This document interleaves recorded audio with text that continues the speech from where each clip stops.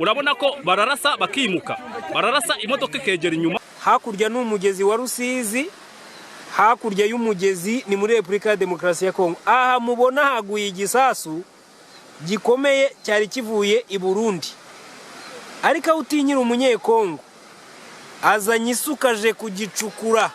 Uramubona igisasu barimo baragicukura mpaka baki. Wabonye bari mu kugaragaza amasezerano yasinywe, abandi bayafunguye, Kisekedi atayafunguye ayafungura ku isegonda rya nyuma, nabwo ariko atabishaka, nabwo yafunguye asa nk'uri ureba arongera arafunga. Aba bagabo babiri basinye amasezerano ntibahane n'umukono, haraho wabibonye? Ntabwo nabibonye. Ibi bintu rero ubwabyo, kandi muri diplomasi icyo kintu kiravuga muri cyane. Diplomasi iki ni ikintu kivuga.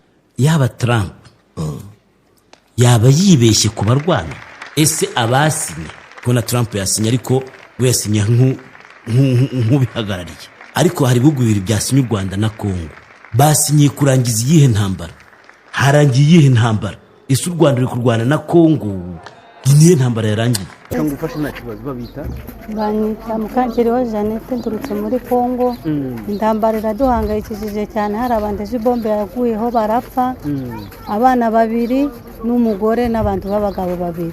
Turahangayitse cyane, nta mwenda tuje tuzanye, ibintu byose turabisize, amasasu n'amabomba ari kuduca hejuru.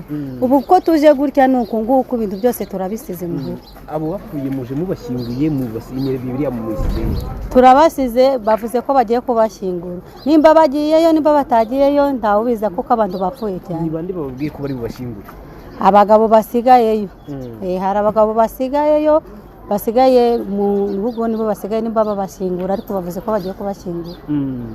Ubu muje gutya ntama yewana nta kigenda, nta kigenda, siku tatiza sikumwe batoto ndi balinitupia na wengine walipotea. Aba watoto haiko bangu ba mjukuru wanga nikimbia kaenda yepete kaniachia watoto, na ndiko naenda nagugumbukana nabo, sijui ndaishia wapi. Watu wanakufa hiyo banakufa sana, banakufa kwa katika miguru, katika mikono, amabombe kumazu hugugugu, abantu bakafa.